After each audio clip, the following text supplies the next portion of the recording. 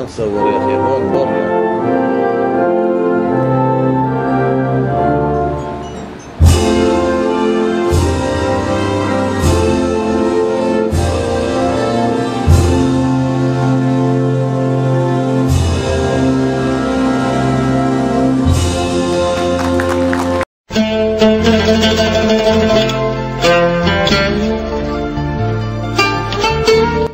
نقدم لكم كلمة المحامي عبد الرؤوف التل من مهرجان نصرة القدس في ديوان آل التل.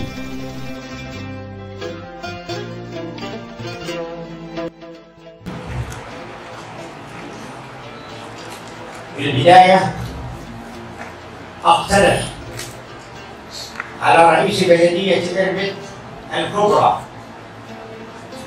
ومجلسها الموقر وسائر بلديات محافظة إربد أن نعلن احتفال شعبي كبير التوأمة بين القدس وبين سائر بلديات الضفة الغربية يعمل إلى هذه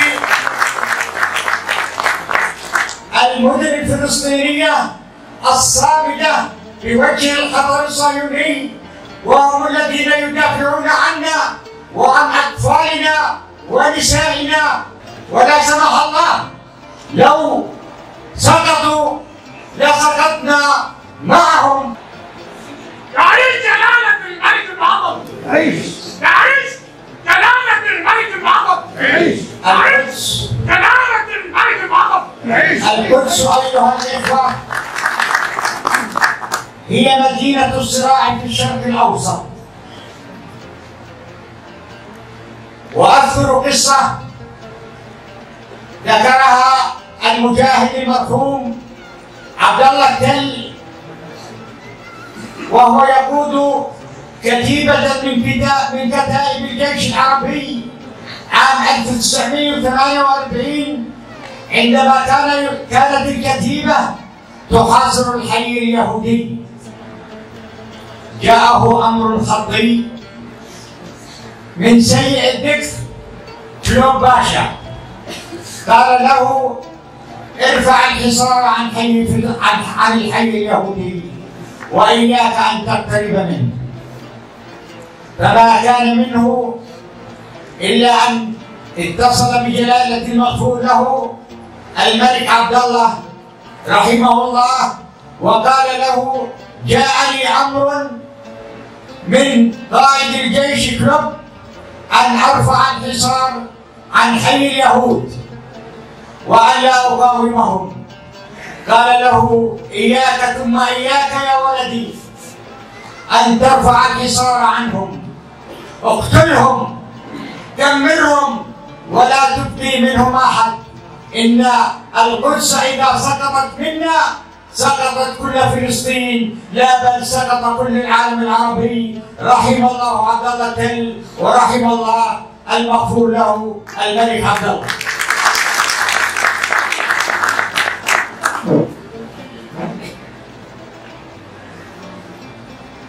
لابد أن يصدر عن هذا اللقاء توجهات وقرارات، وأقول ما قال الشاعر فيه فلسطين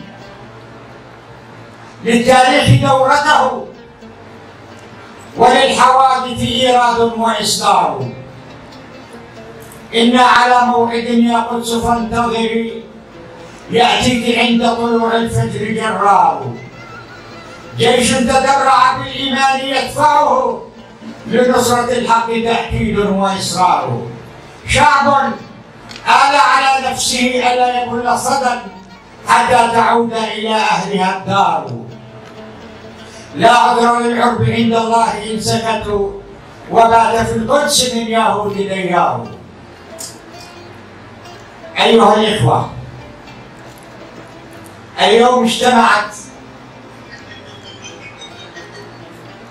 في اسطنبول قمة إسلامية للدول، وأنا أقول أن قضية فلسطين ليست قضية دول عربية، هي قضية شعوب عربية، شعب عربي يقتلع من أرضه بدون سبب، والشعوب العربية غافلة ونائمة، وهذا عار علينا لا على الدول العربية.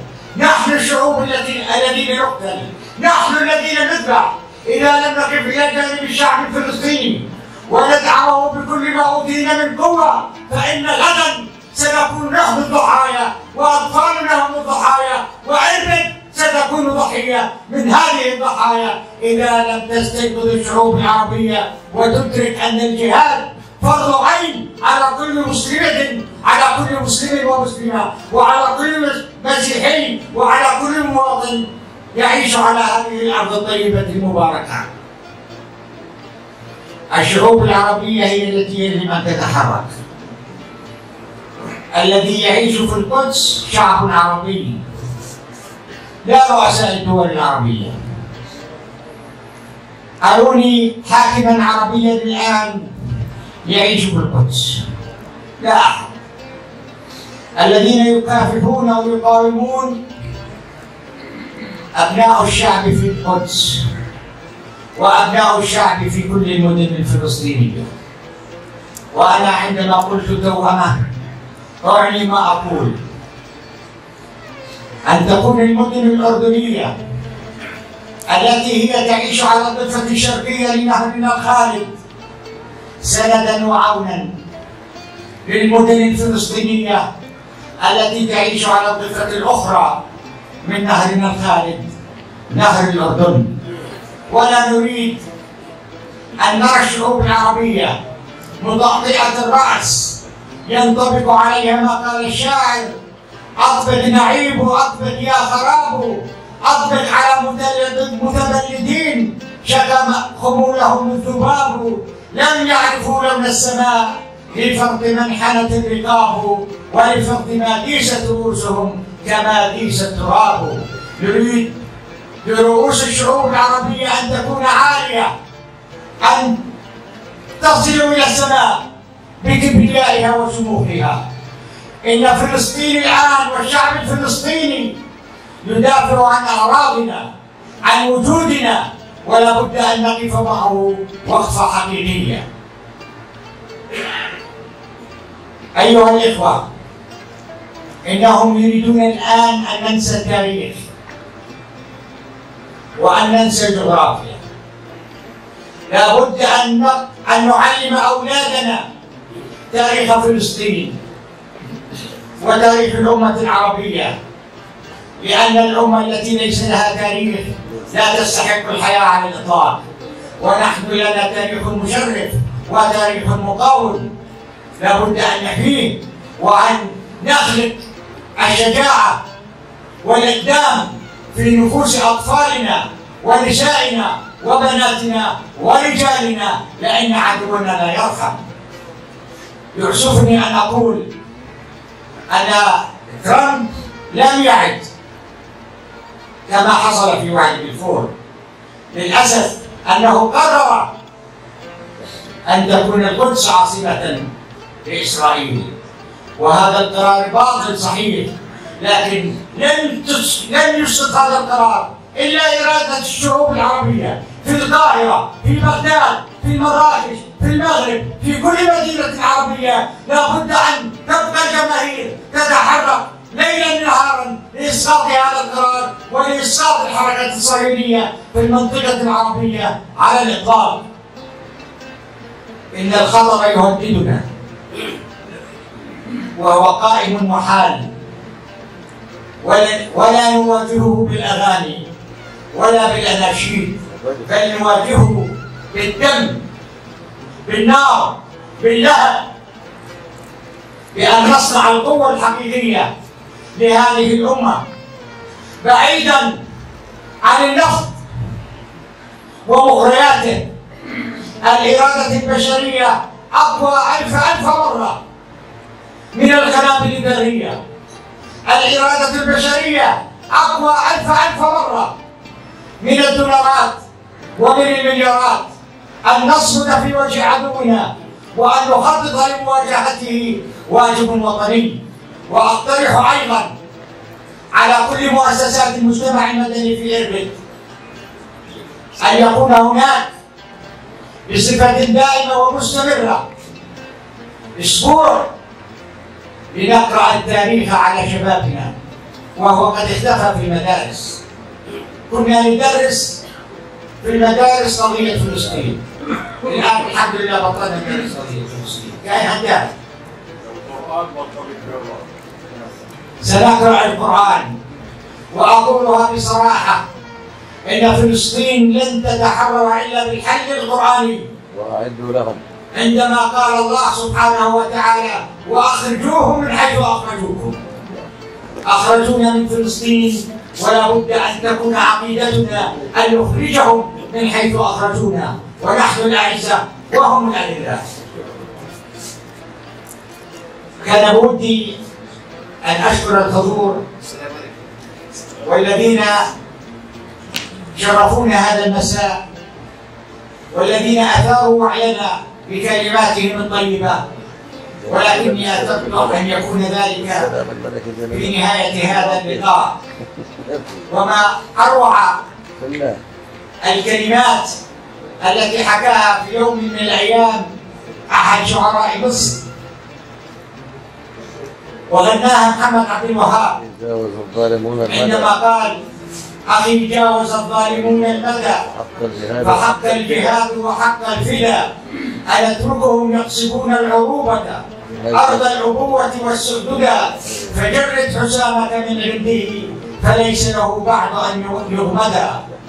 أجل أيها الإخوة، إننا لا بد أن نمتشق الأسلحة في مواجهة الصهيونية، وإن المقاومة الشريفة أن توجد حركة تحرير فلسطين تستفيد من التجارب الماضية، وأن نخوض معركة التحرير بكل ما أوتينا من قوة. فهذا ليس غريبا على أمة كان فيها صلاح الدين الأيوبي، وكان منها خالد بن الوليد، وكان منها أتباع محمد صلى الله عليه وسلم الذين حرروا الإنسانية بنقاء نفوسهم وطهارتهم.